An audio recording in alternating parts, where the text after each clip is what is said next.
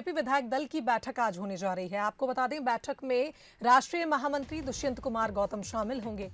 दोपहर 1 बजे नेता प्रतिपक्ष के निवास पर इस बैठक को आयोजित किया जाएगा, जिसमें पूर्व सीएम डॉक्टर रमन सिंह, प्रदेश अध्यक्ष विष्णुदेव साय भी शामिल होंगे। बता दें, प्रदेश संगठन महामंत्री पवन साय सहित विधायक दल के सदस्य इस बैठक में शामिल होंगे और बीजेपी विधायक दल की यह बैठक काफी अहम मानी जा रही है।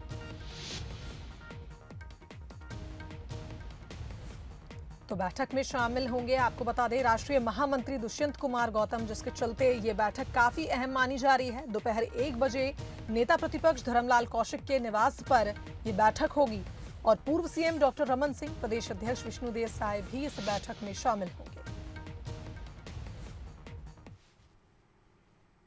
पूर्व मुख्यमंत्री डॉक्टर रमन सिंह का बयान सामने आया है। छत्तीसगढ़ सरकार के कामकाज का 2.5 साल में रिजल्ट दिखने लगा है। उन्होंने कहा कि असफलता खुद आवाज दे देकर बता रही है। वहीं हाईकोर्ट की टिप्पणी आंख खोलने वाली है। रमन सिंह ने कहा कि सरकार कितना भी मैनेज कर ले, करोड़ों रुपए का ऐड देकर 2.5 सालों की उपलब्धि गिना ले, इस पर एक कमेंट ही काफी है कि गोबर कर दिया। जनता को समझ आ गया है कि 2.5 साल की उपलब्धि आखिर क्या है। तो पूर्व सीएम रमन सिंह ने यह बयान दिया है। उनका कहना है कि हाईकोर्ट की टिप्पणी आंख खोलने वाली है। छत्तीसगढ़ सरकार के कामकाज का 2.5 साल में रिजल्ट अब दिखने लगा है।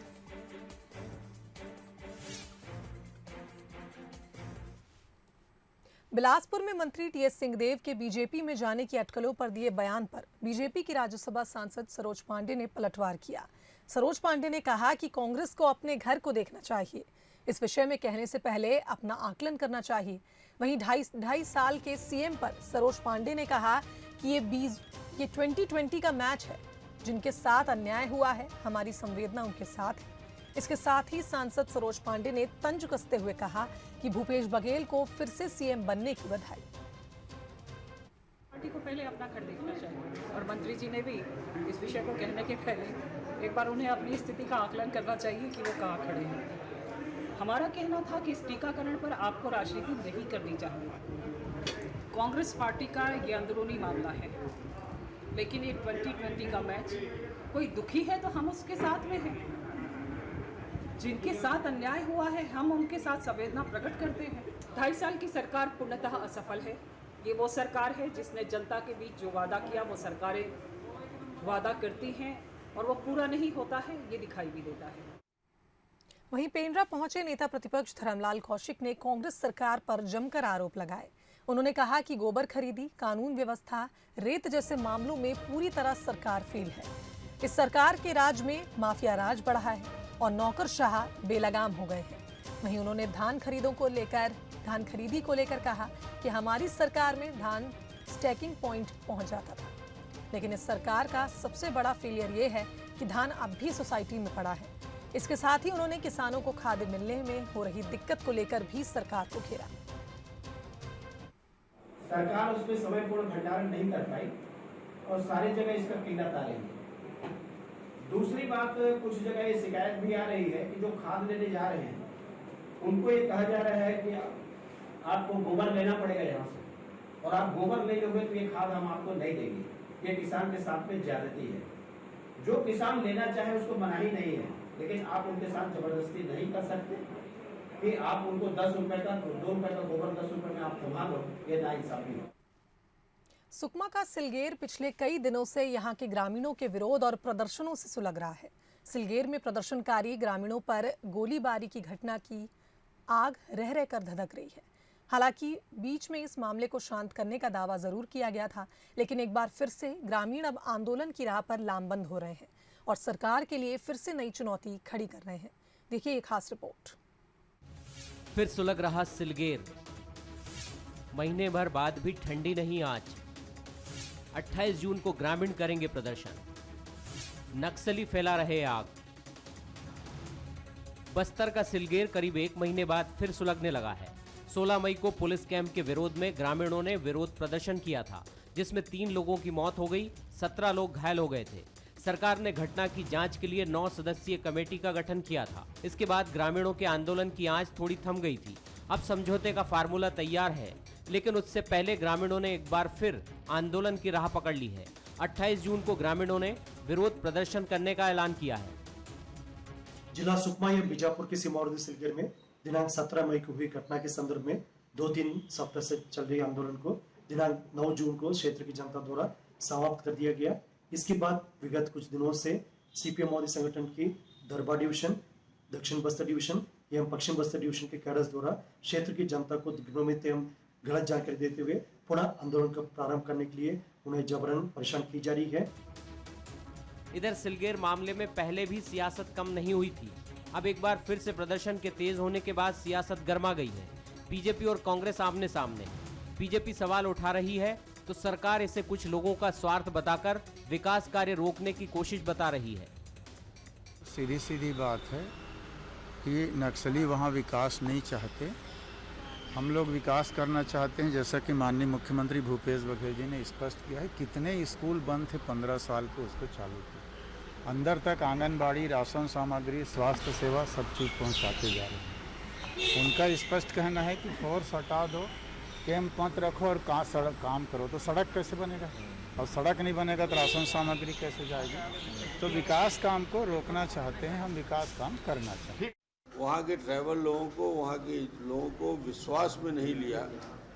हमने भी बहुत सारे कैंप खोले, बहुत सारी चौकियाँ खोली, पूरे बस्तर में अलग अलग स्थानों में कैंप खुले, राजनांदगांव में कैंप खुले, मगर कहीं इतना ऐसा विरोध नहीं हुआ। यदि आम जनता वहाँ के लोगों को, ट्रैवल को विश्वास में लेकर काम करते हैं तो इस प्रकार की प्रतिक्रिया नहीं होती। इनको विश्वास में लेना जरूरी है। सिलगेर के आसपास के इलाकों में 8 कैंप और बनने हैं। कोशिश ये है कि इन कैंप्स के सहारे फोर्स और विकास के काम को सुकमा के बनांचल तक फैलाया जाए। इसलिए नक्सलियों को ये कैंप खल रहे हैं। ऐसे में पुलिस के पास पूरे इनपुट हैं कि पुलिस कैंप को लेकर नक्सली ग्रामीणों का सपोर्ट कर रहे हैं। ग्रामीणों को धमका भी रहे हों तो इसमें ताज्जुब की बात नहीं। जगदलपुर से प्रशांत गजबीये के साथ मोहन तिवारी, बंसल न्यूज, रायपुर। आगे बढ़ते हैं। कोरिया के मनेंद्रगढ़ में रेलवे डिवीजन बिलासपुर के पूर्व डीआरयूसीसी सदस्य विजय प्रकाश पटेल रेल लाइन के लिए अनोखा सत्याग्रह कर रहे हैं। पिछले 10 महीने से रोजाना मनेंद्रगढ़ के गांधी चौक पर मुख्यमंत्री भूपेश बघेल के फोटो के सामने 5 मिनट तक घंटानाद करते हैं। दरअसल अंबिकापुर अनूपपुर रेल लाइन पर स्थित नागपुर हॉल्ट रेलवे स्टेशन से पाराडोल तक 14 किलोमीटर की रेल लाइन का विस्तार होना है, जिस पर खर्च होने वाले 242 करोड़ रुपए में केंद्र सरकार ने 50% राशि जारी कर दी है। बाकी 50% राशि छत्तीसगढ़ सरकार को स्वीकृत करनी है। वहीं विधानसभा अध्यक्ष डॉक्टर चरण दास महंत ने सीएम से इसकी राशि बजट में स्वीकृत करने की बात कही थी। उम्मीद है कि विधानसभा अध्यक्ष के दखल के बाद सीएम जल्द ही राशि स्वीकृत करें। अंबिकापुर रेलवे की लाइन है, उस पर मैंने नागपुर से पैराडोल छोटी सी रेल लाइन की सुविधा दिलाई थी, स्वीकृत करा दिया था और 14 किलोमीटर ही बनना है और उस 14 किलोमीटर में कुल 242 करोड़ रगले हैं, मगर राज्य सरकार का उसमें 121 करोड़ रुपए लगेगा।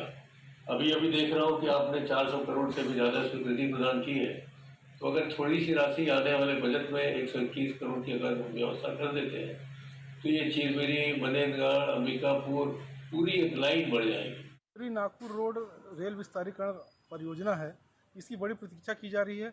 10 महीनों से मैं लगातार मुख्यमंत्री जी का ध्यान आकृष्ट कराने के लिए घंटानाद सत्याग्रह जारी किए हुए हूँ। ये बहुत ही गौरव और खुशी की बात है कि हमारे विधानसभा अध्यक्ष डॉक्टर चरणदास महंत जो इस क्षेत्र के सांसद रहे हैं, उन्होंने स्वयं होकर के पूरे विस्तार से मुख्यमंत्री जी से आग्रह किया है कि फंड रिलीज करें और इससे उम्मीद जागी पूरे क्षेत्र में उत्साह का वातावरण है। छत्तीसगढ़ को यंग अफसर मिले हैं। राज्य पुलिस सेवा के 21 अफसरों को पहली पोस्टिंग दी गई। बता दें, प्रशिक्षण के बाद ये पहली पोस्टिंग 21 अफसरों को दी गई है।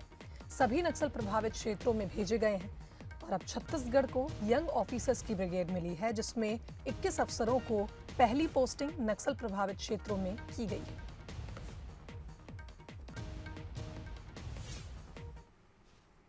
देश में तीसरी लहर की दस्तक ने सबको फिर से दहशत में डाल दिया है। ऐसे में तैयारियों को लेकर राज्यों ने कमर कस ली है। छत्तीसगढ़ खासतौर पर एहतियात बरतते हुए अलर्ट मोड पर आ गया है। एक्शन में सरकार, तीसरी लहर से पाएंगे पार, तैयारियां बेशुमार। दूसरी लहर में सबसे ज्यादा नुकसान उठाने वाले राज्यों में शामिल छत्तीसगढ़ के लिए ये खबर दहशत भरी है कि डेल्टा प्लस वेरिएंट की दस्तक देश में हो गई है। इस वजह से छत्तीसगढ़ की सीमा से लगे दो बड़े प्रदेशों महाराष्ट्र और मध्य प्रदेश को अलर्ट रहने के निर्देश दिए गए थे। ऐसे में पिछली गलतियों से सबक लेते हुए छत्तीसगढ़ ने पहले से तैयारियां शुरू कर दी हैं। मुख्यमंत्री ने इस मामले में दोनों राज्यों की सीमा से लगे जिलों को विशेष सतर्कता बरतने के निर्देश दिए हैं। इसके अलावा मुख्यमंत्री भूपेश बघेल ने राज्य में अंतर्राष्ट्रीय स्तर की सुविधाएं जुटाने के लिए काम शुरू कर दिया है, जिसमें निजी क्षेत्र की क्षमताओं का इस्तेमाल होगा, सरकार की योजनाओं से भी इलाज होगा। नवा रायपुर में 25 एकड़ जमीन आरक्षित करने के भी निर्देश दिए हैं, जिसमें मल्टी ऑर्गन ट्रांसप्लांट, गंभीर रोग के इलाज की सुविधा मिलेगी। 1000 से 1500 बेड का मल्टी सुपर स्पेशलिटी अस्पताल बनेगा। छत्तीसगढ़ में लगातार माननीय मुख्यमंत्री आज भी इन चीज़ों की मॉनिटरिंग कर रहे हैं। अभी 3 दिन पहले बैठक में माननीय मुख्यमंत्री जी ने जो सीमावर्ती राज्य से जुड़े हुए जिले हैं वहां के जिला प्रशासन को भी इसका निर्देश उन्होंने जारी किया हुआ है।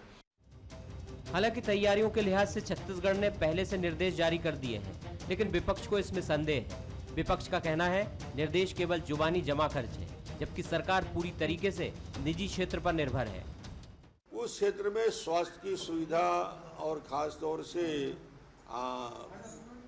हेल्थ का जो पूरा का पूरा सिस्टम जो रिमोट एरिया है, तरेगांव, दलदली, बोकरखार और उसके ऊपर का हिस्सा, पंडरिया का पूरा हिस्सा, कोई कुकदूर और ऊपर का हिस्सा, ये स्वास्थ्यकर्मी दिखाने के लिए अपनी उपस्थिति दिखाते हैं, मगर उनकी उपस्थिति नहीं होती।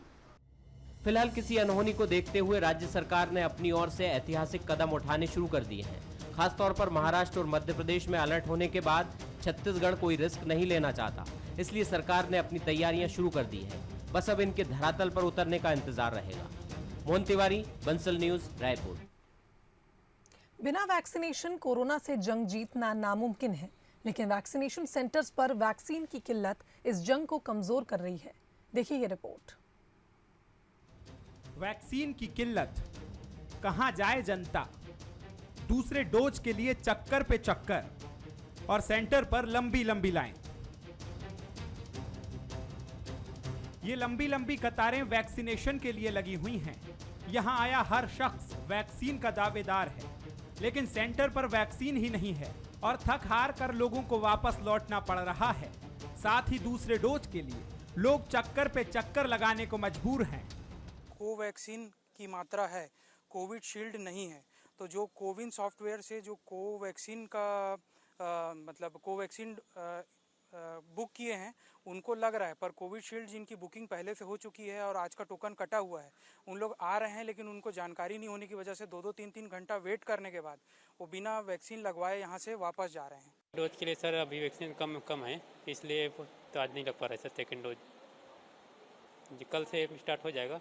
आज तो सर हम लोग को 120 मिला था यहाँ, उसमें से लगभग 60 लोगों को लग चुका है। अभी नहीं मिल रहा है सर, आज तो नहीं मिल रहे हैं। उधर स्वास्थ्य विभाग से वैक्सीन की किल्लत के बारे में पूछा तो उन्होंने कहा कि अभियान के शुरुआत में परेशानियां आती हैं, बाकी समय के साथ साथ सब कुछ ठीक हो जाएगा। 120 के सेंटर्स हैं और वहाँ पे अगर ऑन स्पॉट के लिए 200, 250, 300 लोग अगर पहुँच जाएंगे तो निश्चित है कि ओवर क्राउडिंग होगी। लेकिन जैसा कि सीजी टीका में भी फर्स्ट डे होता, सेकेंड डे के बाद में लोगों को समझ में आ गई थी और उस हिसाब से वो वहाँ पे जा रहे थे और वैक्सीनेट हो रहे थे। तो अभी भी वो पोर्टल में देखें या वहाँ पे जहाँ पे लिखा है 60 डोज है, उतने लोगों को लगेगा और उतने लोगों को ही हम लगा पाएंगे, क्योंकि पोर्टल उसके आगे लेगा। दावे और हकीकत जो भी हो, लेकिन वैक्सीन के लिए पहुंच रहे लोग तो परेशान हैं और अगर तीसरी लहर को रोकना है तो 100% वैक्सीनेशन जरूरी है। बिलासपुर से उमेश मौर्य की रिपोर्ट। चलिए आगे बढ़ते हैं, नजर डाल लेते हैं छत्तीसगढ़ के कोरोना ग्राफ पर। तो प्रदेश में 24 घंटे में 421 नए मरीज सामने आए हैं। इलाज के दौरान 5 लोगों की कोरोना से मौत हुई है। वहीं बीजापुर में 50 कोरोना पॉजिटिव सामने आए हैं। इधर सुकमा में 43 तो जांजगीर चांपा में 27 नए मरीजों की पुष्टि हुई। राजधानी रायपुर में 20 मरीज मिले हैं, बलौदाबाजार में 19, वहीं बलरामपुर में 21 तो जशपुर में 18 नए मरीजों की पुष्टि हुई। अस्पताल से 263 मरीज डिस्चार्ज होकर अपने घर लौटे हैं और लगातार ये आंकड़ा नए संक्रमितों का कम होता हुआ नजर आ रहा है। तो बीजापुर में 50 नए कोरोना पॉजिटिव मरीज मिले हैं। वहीं राजधानी रायपुर में यह आंकड़ा कम हो गया है और प्रदेश में 24 घंटे में 421 नए मरीज सामने आए।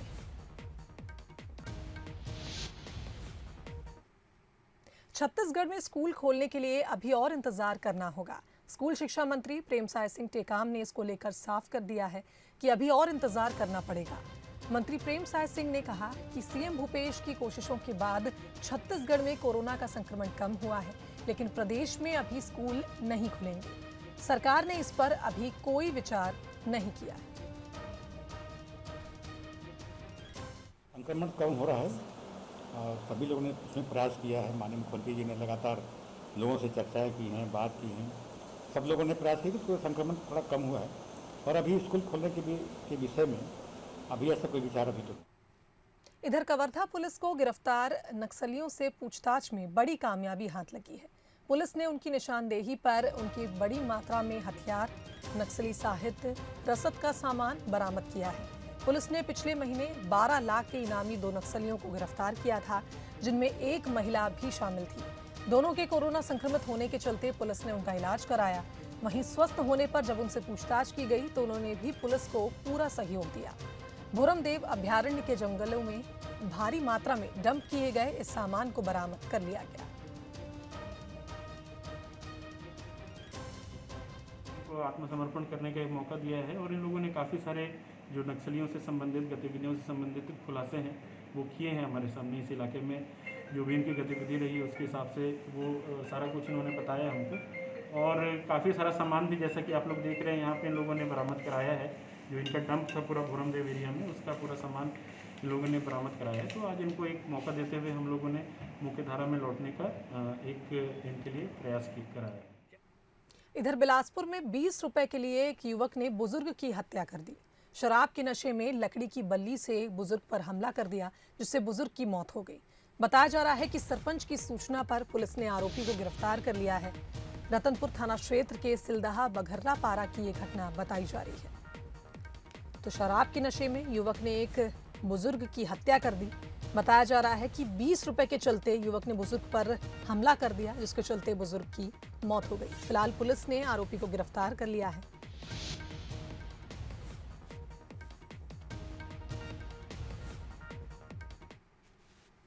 दुर्ग पुलिस ने चाइल्ड पोर्नोग्राफी से जुड़े 2 आरोपियों को गिरफ्तार किया है।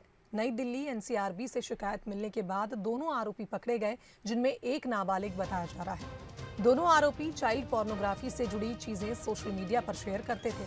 सिटी कोतवाली थाना प्रभारी ने बताया कि एक आरोपी देवास का रहने वाला है, जिसने 2020 में सोशल मीडिया में महिला संबंधी अश्लील क्लिप अपलोड की थी और वर्तमान में दुर्ग के एक होटल में वो काम कर रहा था। वहीं दूसरे मामले में नाबालिग ने जनवरी 2021 में इंस्टाग्राम आईडी से अश्लील वीडियो अपलोड किया था।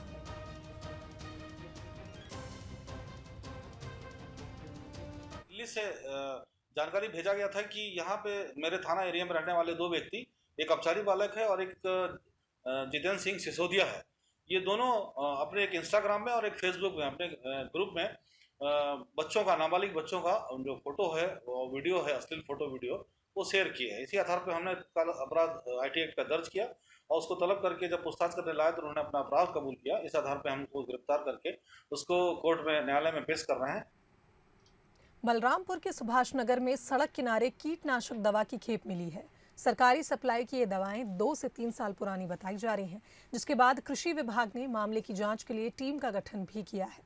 विभाग का कहना है कि कीटनाशक दवाइयों की जो खेप मिली है उसका सप्लाई ऑर्डर 3 वर्षों से कृषि विभाग ने दिया नहीं है। कृषि विभाग ने जल्द से जल्द जांच के निर्देश दिए। तो दवाई तो कई प्रकार के, कम से कम 12-14 प्रकार के दवा उसमें था, जो कि उसका 1-2 किस्म का हम लोग को कभी कभी कृषि विभाग से भी मिलता है, कभी 1-2-4 किस्म का जैसा वन विभाग से मिलता है, कभी उद्यानिकी से मिलता है। लेकिन ये कहाँ से दवाई आ गया हम लोग को पता नहीं लगा, रात को आके बिक के गया। लेकिन ये जो फेंका है ये बहुत गलत काम किए। किसानों को अगर देता तो कम से कम टाइम से इसका डेट रहते हुए तो किसान को काम आता, लेकिन अब डेट ओवर होने का बाद आके ऐसी पटक दिया, उसको भी जगह नहीं मिला, गांव के अंदर आन के पटक दिया। बात करें मौसम की तो छत्तीसगढ़ में पिछले 4 दिनों से रूठा मानसून एक बार फिर सक्रिय हुआ तो कई रिकॉर्ड टूट गए।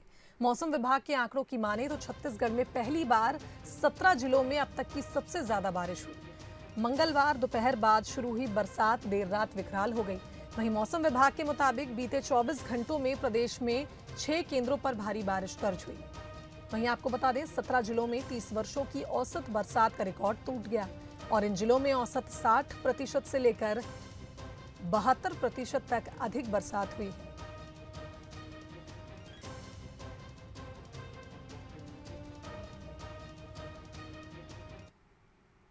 इधर कांकेर में बारिश ने नगर पालिका की पोल खोल दी है। तालाब में तब्दील पुराना बस स्टैंड हो गया।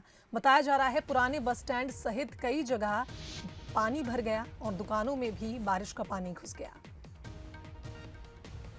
तो बारिश ने नगर पालिका की पोल खोल दी। तस्वीरें आपको दिखा रहे हैं किस तरह से दुकानों में पानी भर गया जाकर और पुराना बस स्टैंड तालाब में तब्दील हो गया। तो बताया जा रहा है बारिश का पानी दुकानों में घुस गया, पुराने बस स्टैंड सहित कई जगह पर पानी भर गया। इधर बालोद में कोरोना ने 2 बच्चों से उनकी मां को छीन लिया। बच्चों के सिर से पिता का साया बचपन में ही छिन गया था और अब बच्चे अनाथ हैं। ना तो सर पर छत है और ना ही खाने को दाना। सवाल तो ये है कि अब सरकार की नज़र इन बच्चों पर कब पड़ेगी और तमाम योजनाओं का लाभ इन मासूमों को कब मिल पाएगा। इधर मां के निधन के बाद गांव तो सहारा बना, साथ ही कुछ मदद भी की गई, लेकिन इन बच्चों की जिंदगी भला इस मदद से कैसे चल पाएगी। वहीं जब इन अनाथ बच्चों की दास्तान गुंडरदेही के विधायक कुंवर सिंह निषाद को पता चली तो वो मासूमों से मिलने उनके घर पहुंचे, जहां उन्होंने हर संभव मदद की। लेकिन अब देखना है कि कब बच्चों तक सरकार की मदद पहुंचेगी।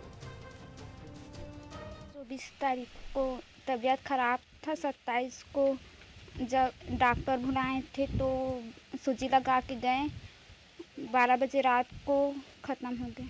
विधायक आए थे, सांसद और खुरसुनी के युवा लड़का और समस्त ग्रामवासी खुरसू कि हॉस्टल में पढ़ाएंगे गुंडरदेही। स्वयं जाके उस परिवार के बच्चों से मिले हैं। मुझे वहाँ जाने के बाद निश्चित है कि पीड़ा हुई, एक अनुभव हुई कि जिसके परिवार में आज कोई सदस्य नहीं है, उनके लिए चाहे वो जीवन यापन के लिए हो, चाहे पढ़ाई के लिए हो, हर तरफ से समस्या और मुसीबत है। लेकिन इस मुसीबत में सरकार उसके साथ खड़ी है। हमेशा तुम्हारे सुख दुख में सहभागी हूँ, खड़ा हूँ और शासन की जितनी भी योजनाएं हैं उनका लाभ भी उन बच्चों को मिलेगा। कांकेर से खबर, जहां यातायात पुलिस का सामने एक मानवीय चेहरा सामने आया। आपको बता दें बीमार बेटी के बुजुर्ग पिता को पुलिस ने आर्थिक मदद की। वहीं जगदलपुर के अस्पताल में बुजुर्ग की बेटी भर्ती है जिसका इलाज जारी है। पुलिस ने बुजुर्ग को भोजन करवाकर मदद देने का भरोसा दिया। तो यातायात पुलिस का मानवीय चेहरा यहां सामने आया, जहां बीमार बेटी के बुजुर्ग पिता को पुलिस ने आर्थिक मदद दी, साथ ही भोजन करवाकर मदद का भरोसा दिया।